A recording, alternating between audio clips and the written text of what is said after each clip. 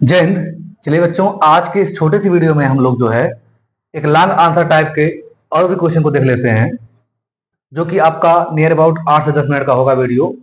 क्योंकि long answer type के question में वीडियो बहुत लंबे हो जा रहे हैं, इसलिए इसको छोटा करने के लिए हम क्वेश्चन को अलग ले लिए हैं। ठीक है ना।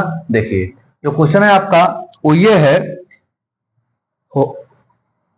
What happens when. क्वेश्चन आपका जो वो ये है, what happens when zinc granules are zinc granules are treated with dilute solution of treated with dilute solution of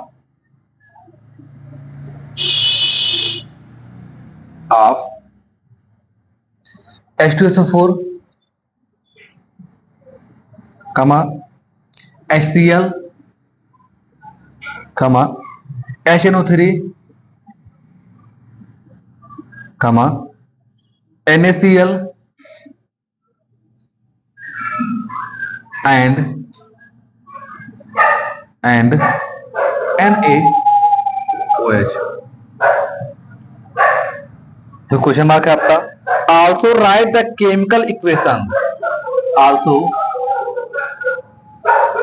right the chemical equations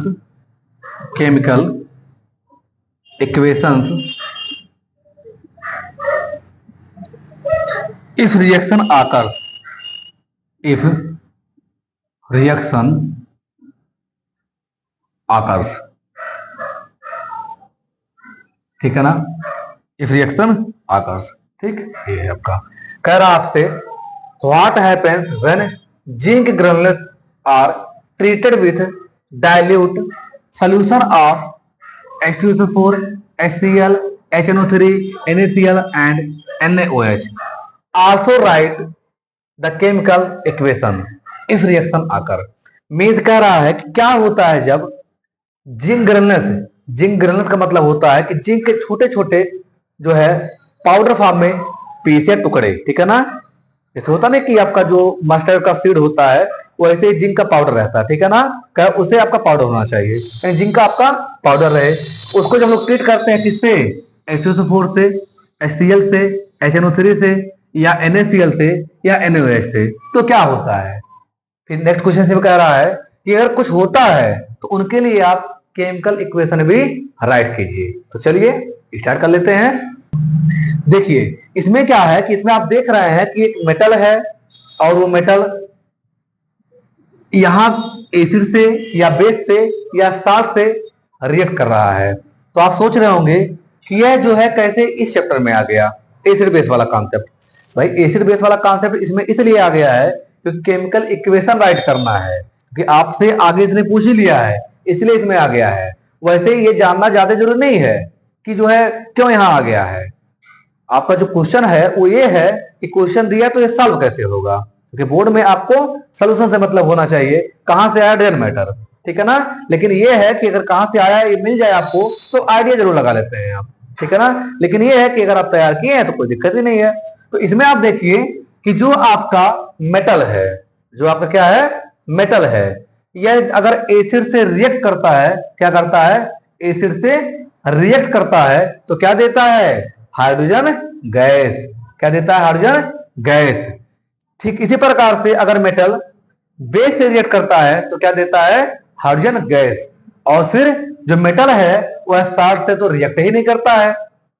अब इसमें आप गेस करके बताइए कि कौन एसिड है कौन बेस है। देन चलिए क्वेश्चन को सॉल्व करते हैं। अब इसमें जो है स्टेटमेंट पहले आप लिख लीजिए। ठीक है ना, ये है आपका मेटल, अगर ये जुड़ेगा किससे, एसिड से, तो क्या देगा आपका, देगा आपका साल्ट। कौन सा salt, metallic salt plus hydrogen gas. क्या देगा, हाइड्रोजन गैस। ठीक इसी प्रकार से जब मेटल रिएक्ट करेगा किससे, बेस से, किससे, बेस से, फिर देगा ये आपका मेटेलिक साल्ट और क्या देगा, हाइड्रोजन गैस। ठीक है ना। और जो तीसरा है पॉइंट यहाँ पे कि जब मेटल रिएक्ट करेगा किससे, साल्ट से, ये जो आपका साल्ट दिया है, ठीक है ना, तो यहां पे होगा नो रिएक्शन। क्या होगा, नो रिएक्शन, ठीक है ना। ये काम आप अपने घर पे भी कर सकते हैं। आप कोई मेटल लेंगे, NaCl रिएक्ट करवाएंगे, नहीं रिएक्ट करेगा। तो देखिए इसको हम लोग अब करके देखते हैं। ये तो आपको समझ में आ गया कि रिएक्शन हो रहा है। तो इसका जो दूसरा आंसर है आपका, हम लोग केमिकल इक्वेशन को बैलेंस करके देख लेते हैं किस प्रकार से जो केमिकल इक्वेशन बन रहा है। यहाँ पे देखिए, जब आपका जो जिंक है ये रिएक्ट करता है किससे, H2SO4 से, जो कि कैसा है, ध्यान रखिएगा, डाइल्यूट है। कैसा है, डाइल्यूट है। तो ये बनाता है आपका ZnSO4। क्या बनाता है, ZnSO4 प्लस देता है आपका हाइड्रोजन गैस, ठीक है ना। क्या देता है आपका, हाइड्रोजन गैस। देखिए ये आपका इक्वेशन बैलेंस है कि नहीं बैलेंस है। तो पहले देखिए आपका ये बैलेंस है। कैसे पता चल रहा है, जो चीज एरो के लेफ्ट साइड है वही क्या है, सेम टू सेम उतनी अमाउंट में क्या है, राइट साइड है। तो ये आपका पहला आंसर हो गया, हाइड्रोजन गैस मिल रहा है। दूसरा देखिए आप, जब आपका जिंक रिएक्ट करता है किससे, HCl से, किससे, HCl से, डाइल्यूट HCl से, तो क्या देता है आपका, देगा आपका ZnCl2 प्लस हाइड्रोजन गैस। ये देखिए क्या बैलेंस है, नहीं बैलेंस नहीं है। क्यों, क्लोरीन इधर 1 है, इधर कितना है, 2 है। बैलेंस कर लीजिए। अगर हम यहाँ पे 2 लगा दें तो देखिए ऑटोमेटिक बैलेंस हो गया, 2 क्लोरीन हो गया और 2 हाइड्रोजन हो गया, यहाँ दिया है, ठीक, बैलेंस हो गया। फिर तीसरा आप देखिए, तीसरा है आपका ठीक इसी प्रकार से जिंक रिएक्ट कर रहा है किससे, HNO3 से। तो अब आप कमेंट सेक्शन में आंसर दीजिए कि कंपाउंड क्या बनेगा, ठीक है ना, और कौन सा गैस रिलीज होगा। और जो आपका NaCl है, जब जिंक NaCl से रिएक्ट करता है तो किसी प्रकार का रिएक्शन नहीं होता है, नो रिएक्शन, रिएक्शन नहीं होता है, ठीक है ना। नेक्स्ट, जब जिंक आपका रिएक्ट करता है किससे, बेस से, NaOH से, किससे, बेस से, तो ये बनाता है आपका फिर से एक साल्ट, यानी कि ऑक्साइडिक साल्ट बनाता है आपका Na2ZnO2 प्लस हाइड्रोजन गैस। क्या देता है, हाइड्रोजन गैस।